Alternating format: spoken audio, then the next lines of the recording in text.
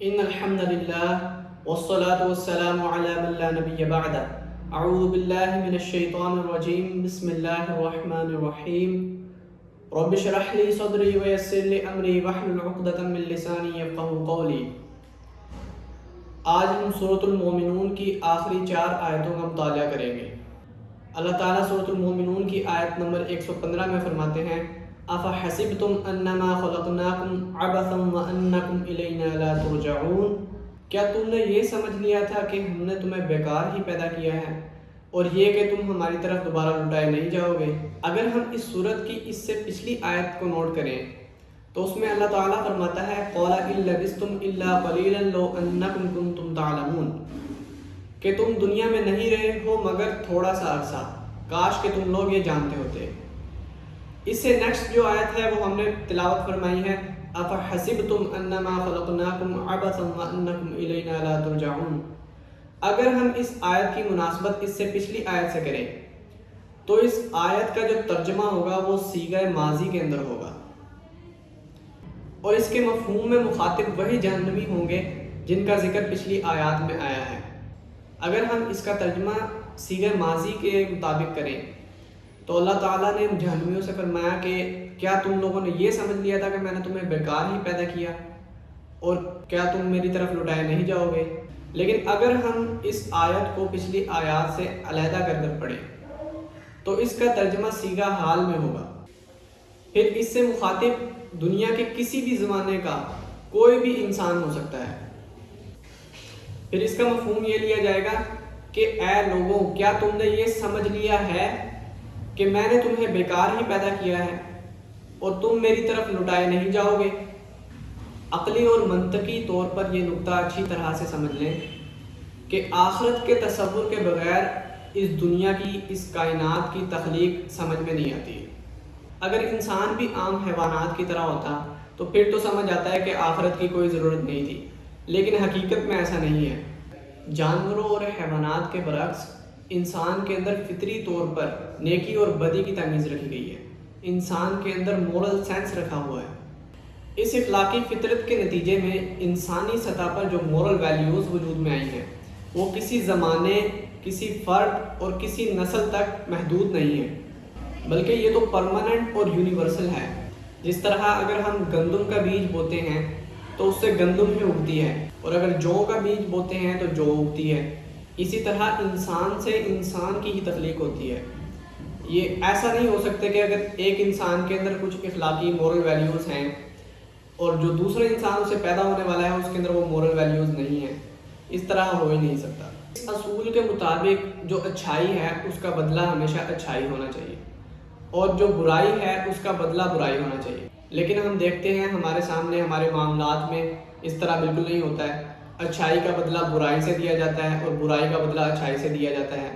لہٰذا یہ صورتحال تقاضا کرتی ہے کہ اس دنیا کے بعد ایک دنیا لازمی ہونی چاہیے جس میں ہر عمل کا بدلہ اس عمل کے برابر دیا جائے، اچھائی کا بدلہ اچھائی سے دیا جائے اور برائی کا بدلہ برائی سے دیا جائے۔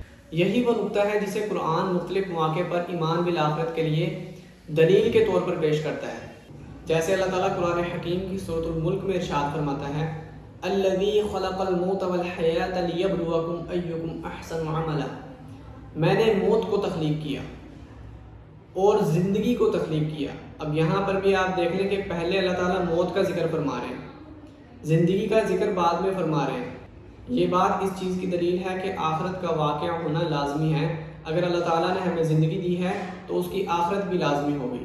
الذی خلق الموت والحیاۃ، میں نے موت کو تخلیق کیا اور زندگی کو تخلیق کیا تاکہ میں یہ جان سکوں کہ کون اپنے عمل میں پکا ہے، تاکہ میں لوگوں کو آزما سکوں۔ اس آیت مبارکہ سے یہ ثابت ہوتا ہے کہ ہمارا پیدا ہونا کوئی بیکار عمل نہیں ہے، بلکہ اللہ تعالیٰ کو ہماری آزمائش مقصود ہے۔ بہرحال ایک ذی شعور انسان آخر میں اس نتیجے تک پہنچ جاتا ہے اور پکار اٹھتا ہے ربنا ما خلقت هذا باطلا، اے میرے رب تو نے یہ سب کچھ باطل پیدا نہیں کیا، یہ سب کچھ بے فائدہ بیکار ہے ہی نہیں۔ سبحانک فقنا عذاب النار، تو پاک ہے بس ہمیں اب آگ کے عذاب سے بچا لے۔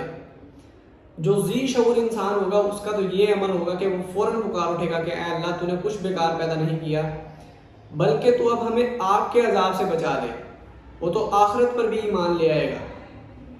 آگے اللہ تعالیٰ ارشاد فرما رہے ہیں فَتَعَالَى اللَّهُ الْمَلِكُ الْحَقُّ، وہ اللہ بہت بلند و بالا ہے اور وہ حقیقی بادشاہ ہے، وہ کلی اختیارات کا مالک ہے، اور اس کی یہ حیثیت بھی جزا و سزا کے نظام کا تقاضا کرتی ہے۔ دیکھیں دنیا کے بادشاہوں میں سے کوئی ایسا بادشاہ نہیں ہے جو اپنے غداروں کو باغیوں کو سزا نہ دے اور جو اپنے وفاداروں کو انعام نہ دے۔ تو ایسا کیسے ہو سکتا ہے کہ جو حقیقی بادشاہ ہے، جو سب سے بڑا بادشاہ ہے، جو کلی اختیارات کا مالک ہے، وہ اپنے غداروں کو باغیوں کو بغیر سزا کے کیسے جانے دے؟ وہ اپنے وفاداروں کو انعام کیوں نہ دے؟ ایسا ممکن ہی نہیں۔ لا الہ الا ہو، اس کے سوا کوئی معبود نہیں ہے۔ رب العرش الکریم، وہ بہت عزت والا ہے اور عرش کا مالک ہے۔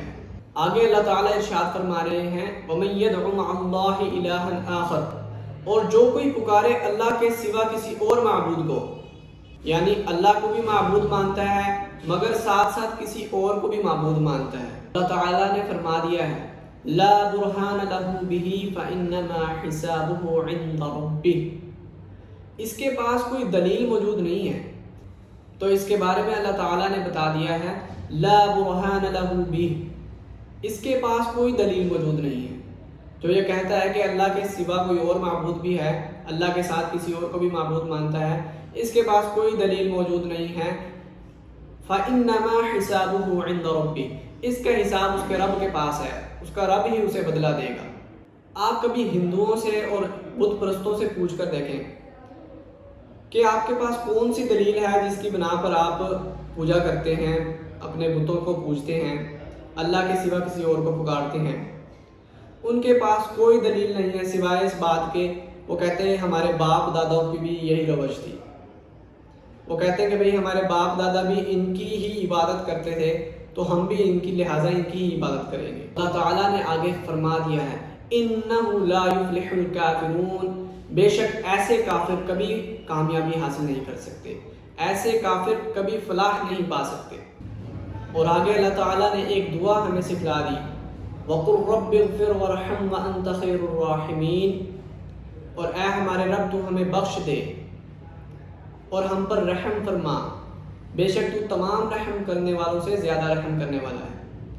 کیونکہ کامیابی جو ہے وہ اللہ تعالیٰ کی رحمت کے ساتھ ہے۔ کوئی انسان ایسا نہیں ہے جو اپنے عمل کی وجہ سے فلاح پا جائے، اپنے عمل کی وجہ سے کامیاب ہو جائے، جب تک کہ اللہ تعالیٰ کی رحمت اس کو نہ ڈھانپ لے۔ تو ہمیں یہ دعا مانگنی چاہیے۔ اللہ تعالیٰ نے یہ بہت پیاری دعا جو ہمیں سکھائی ہے، ہمیں اسے بار بار اپنی نمازوں میں، اپنی دعاؤں میں اسے مانگنا چاہیے۔ جزاکم اللہ خیرا و احسن الجزاء۔